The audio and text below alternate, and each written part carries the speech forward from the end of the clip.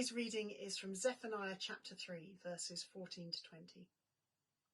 Sing, daughter Zion, shout aloud, Israel. Be glad and rejoice with all your heart, daughter Jerusalem. The Lord has taken away your punishment. He has turned back your enemy. The Lord, the King of Israel, is with you. Never again will you fear any harm. On that day they will say to Jerusalem, do not fear, Zion. Do not let your hands hang limp. The Lord your God is with you, the mighty warrior who saves. He will take great delight in you. In his love he will no longer rebuke you, but will rejoice over you with singing. I will remove from you all who mourn over the loss of your appointed festivals, which is a burden and reproach for you. At that time I will deal with all who oppressed you. I will rescue the lame. I will gather the exiles. I will give them praise and honour in every land where they have suffered shame. At that time I will gather you. At that time I will bring you home. I will give you honour and praise among all the peoples of the earth when I restore your fortunes before your very eyes, says the Lord. The little book of Zephaniah is a collection of prophetic writings charting the downfall of Jerusalem and painting a very bleak picture of the nation of Israel and her surrounding neighbours. Ruin and destruction were coming as God dealt with idolatry, corruption and disobedience. God's judgment would purify his people, leaving a remnant of the faithful who would be restored one day. Today's passage is God's promise to that faithful remnant, that after the judgment comes new hope. Shame is removed and replaced by honour and praise. Shame is a powerful emotion.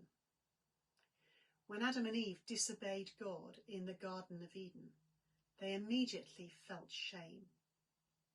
They knew that they had broken a relationship that was precious, and they couldn't restore it by their own efforts.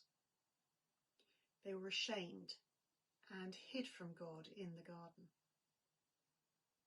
So often, shame is related to powerlessness. Bullies and abusers play on it to oppress others. But God sees those humbled by shame and loves them. Throughout the Old Testament, we see the people of God turning away from him and then feeling the shame as they experience the consequences. Again and again, he doesn't condemn them, but calls them to turn back and to be restored. He promises total forgiveness. For centuries before Jesus' birth, a faithful remnant of the people of God had been waiting for the Messiah to come. They wanted to see God speak and act. This passage would have given them hope, that even though heaven had seemed to go silent, one day there would be good news when the Messiah, the mighty warrior, would come to rescue them and restore their fortunes. We too experience shame when we spoil relationships, when we act selfishly, when we let God or other people down. Shame makes us want to turn away, to hide. But God calls us to turn back and to be restored through the gift given to us in Jesus. We need to confess our mistakes, and there may be consequences to face, but the promise God gives us is that he will rescue us and restore us. He won't rebuke us forever, but will gather us to himself, rejoicing over us with singing.